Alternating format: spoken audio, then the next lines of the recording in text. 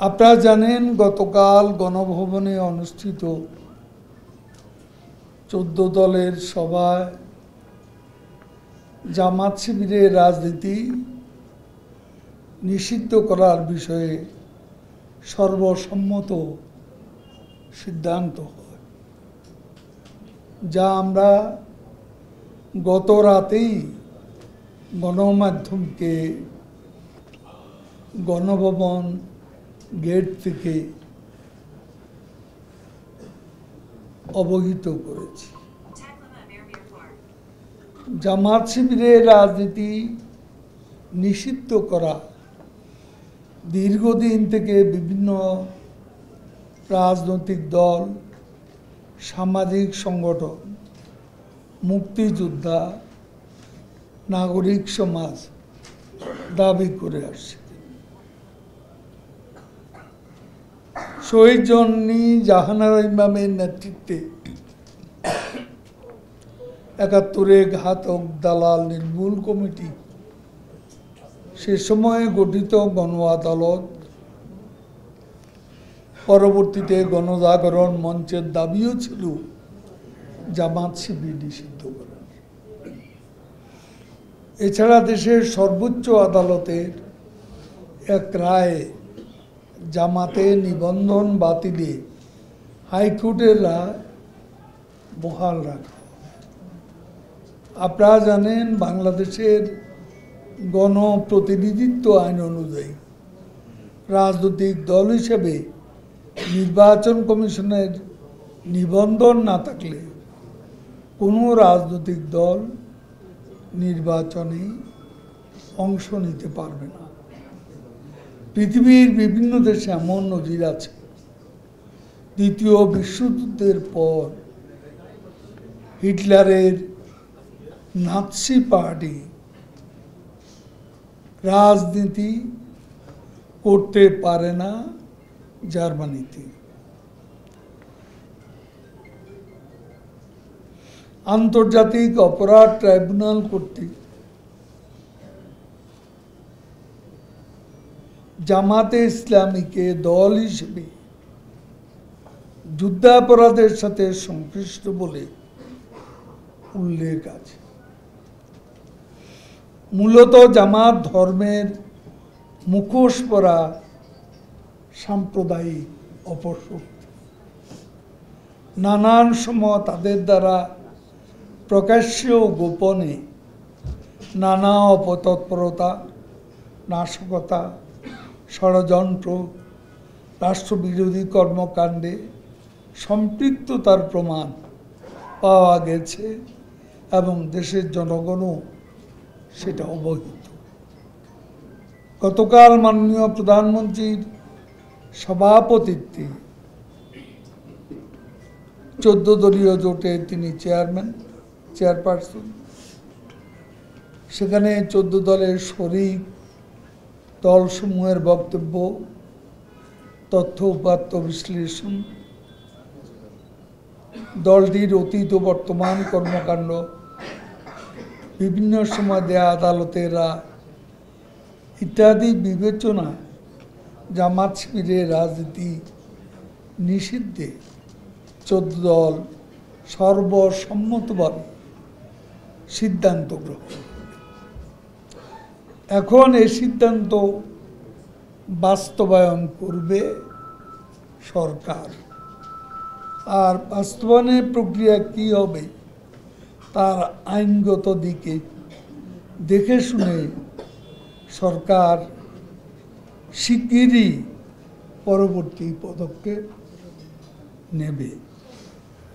কারণ আমরা আইনগত দিকটি ভালোভাবে দেখে নিতে চাই, যাতে কোনো ফাঁক ফোকর দিয়ে স্বাধীন বাংলাদেশে এই অপশক্তি আর কোনো সুযোগ না পায়। আমরা এই প্রসঙ্গে দলীয়ভাবে আমাদের ঢাকা মহানগর সহ সকল মহানগর, সকল জেলা সদর, সকল উপজেলা, থানা, ইউনিয়ন, ওয়ার্ড পর্যন্ত আমাদের নেতা কর্মীদের বিরাজমান পরিস্থিতিতে কারফিউ মেনে চলার আহ্বান জানাবো এবং দলীয়ভাবে পরিস্থিতিতে সতর্ক থাকার জন্য নির্দেশনা দেয়া হচ্ছে আমাদের সভাপতি বঙ্গবন্ধু কন্যা শেখ হাসিনার নির্দেশে। গুজব, আতঙ্ক সৃষ্টিকারীদের বিরুদ্ধে সতর্ক থাকতে হবে। গুজব সৃষ্টিকারীদের তথ্য আইন প্রয়োগকারী সংস্থাকে জানাতে হবে।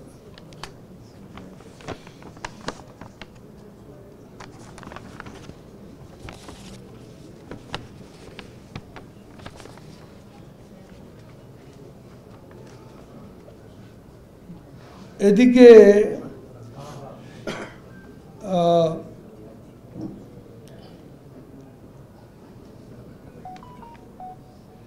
বিএনপির মহাসচিব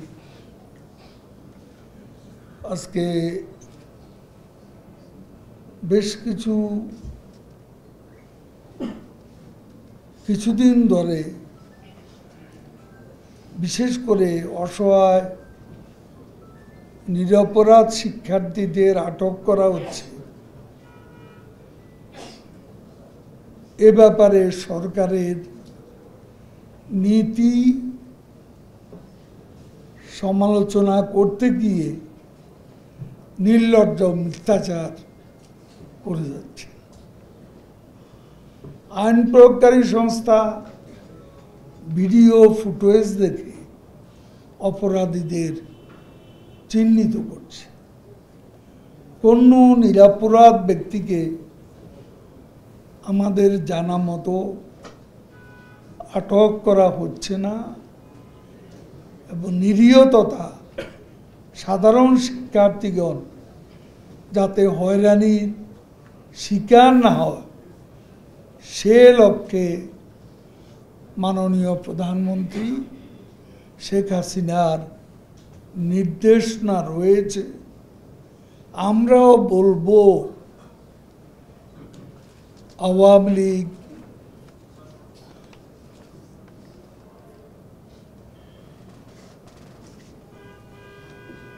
বাংলাদেশের স্বাধীনতা ও মুক্তির সংগ্রামে নেতৃত্ব দানকারী প্রতিষ্ঠান আওয়ামী লীগ আমরা এই দেশে আমাদের আচার আচরণে দায়িত্বশীলতার উপর আমরা গুরুত্ব দিয়ে থাকি। আমরাও বলতে চাই যে কোনো আজকে নিরপরাধ ব্যক্তি যেন এই যে গণগ্রেপ্তারের নামে অপরাধী সাব্যস্ত না হয়, গ্রেপ্তার না হন, সে ব্যাপারে আমাদেরও সিদ্ধান্ত রয়েছে দলের। কোনো নিরীহ ব্যক্তিকে কোনো অবস্থা হ্রাস করা যাবে না। কোনো নিরীহ ব্যক্তিকে ওই যে অ্যারেস্টের সংখ্যা বেশি দেখানোর জন্য কেউ যেন অতি উৎসাহিত হয়ে গ্রেপ্তারের সংখ্যা বাড়াতে গিয়ে নিরপরাধী অনেককেও জড়িয়ে, এটা যেন কোনো অবস্থাতেই না হয় সে ব্যাপারে আমরা আইন প্রয়োগকারী সংস্থার কাছে বিশেষ করে মাননীয় স্বরাষ্ট্রমন্ত্রীর দৃষ্টি আমরা এই ব্যাপারে আকর্ষণ। মির্জা ফখরুল, তাকে আমি প্রশ্ন করতে চাই, মির্জা ফখরুল সাহেবের কাছে আবার সবাই নিরপরাধ, সবাই অসহায়। তাহলে প্রশ্ন, এই ধ্বংসযজ্ঞ চালালো কারা? কারা অগ্নিসংযোগ করল, কারা রাষ্ট্রের সম্পদ ভস্মীভূত করল। আজকে বাংলাদেশে যে নারকীয় ধ্বংসযজ্ঞ চালানো হয়েছে, এগুলা কারা করেছে? আজকে কথায় কথায় সরকার ও আওয়ামী লীগকে দোষারোপ করা হয়। আমি পরিষ্কার বলতে চাই, এই ঘটনা প্রবাহে আমরা আওয়ামী লীগের লোকেরা, আমাদের কর্মীরা, আমরা আক্রান্ত, আমরা আক্রমণকারী ছিলাম না। এখন অপবাদ দেওয়া হচ্ছে আক্রান্তদের। আমরা তো আক্রান্ত ছিলাম, আমাদের হাতে অস্ত্র ছিল না। আজকে অনেকে বলেন এখানে পার্টির লোকজন কম ছিল, অনুপস্থিত ছিল। আমি বলতে চাই, আমাদের লোকজনকে তো আমরা অস্ত্র দিয়ে তাদেরকে সজ্জিত করে কোথাও অবস্থান নিতে বলিনি। আমরা তো আক্রান্ত হচ্ছি, নিরস্ত্ররা সশস্ত্র ব্যক্তিদের দ্বারা আক্রান্ত হচ্ছে। আজকে সেতু ভবনের দিকে তাকা, বিটিভি ভবনের দিকে তাকা, মেট্রো রেলের দিকে তাকা, এলিভেটেড এক্সপ্রেসওয়ের দিকে তাকা, হানি ফ্লাইওভারের দিকে তাকা, 235টি থানা পুলিশ বক্স ভস্মীভূত হয়েছে, সেগুলোর দিকে তাকা। ফকুল সাহেব, এগুলো কি আমরা করেছি? কারায় নারকীয় বর্বরতার আশ্রয় নিয়েছে, তাদের সাথে আপনি জাতীয় ঐক্য করছেন। স্বাধীনতায় যারা বিশ্বাস করে না, আজকে দেখ নরসিংদী কারাগার থেকে অস্ত্রাগারের গুলি, অস্ত্রাগারের অস্ত্র কারা নিয়ে গেছে? কোন জঙ্গি শক্তি? ফকুল সাহেব আপনার বন্ধু, আপনাদের দোসর, সেই জন্য আজকে ইগনোর করছে। সারা দেশ দেখেছে, জাতি দেখেছে কি করেছেন আপনারা নরসিংদীতে, কি করেছেন নারায়ণগঞ্জে, কি করেছেন গাজীপুরে, কি করেছেন চট্টগ্রামে। 6তলা ভবন থেকে কিভাবে ফেলে দেওয়া হয়েছে, আমাদের কর্মীদের হত্যা করে ঝুলিয়ে রাখা হয়েছে। এসব কি ফকুল সাহেব আপনার চোখে পড়েনি? মিথ্যার পেশাতি করছে। ছাত্র আন্দোলনে অনুপ্রবেশ করে আন্দোলনকে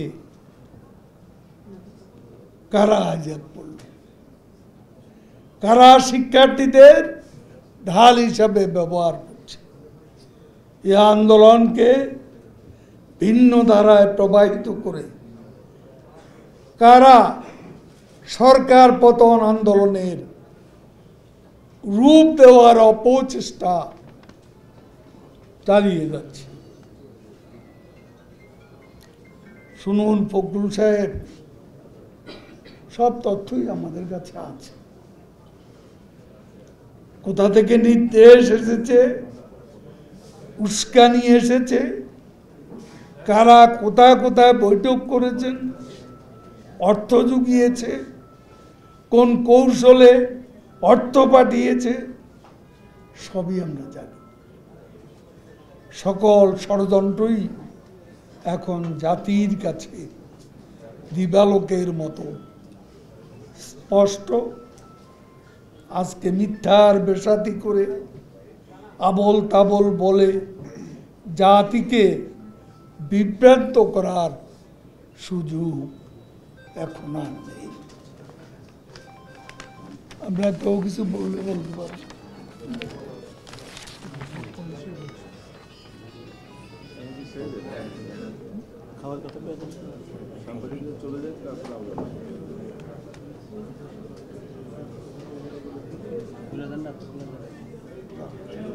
এগুলো তো বলেছি আমি।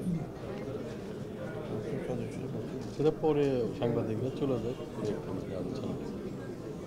এগুলো আমরা বলেছি। আমাদের নেত্রী প্রধানমন্ত্রী বঙ্গবন্ধু কন্যা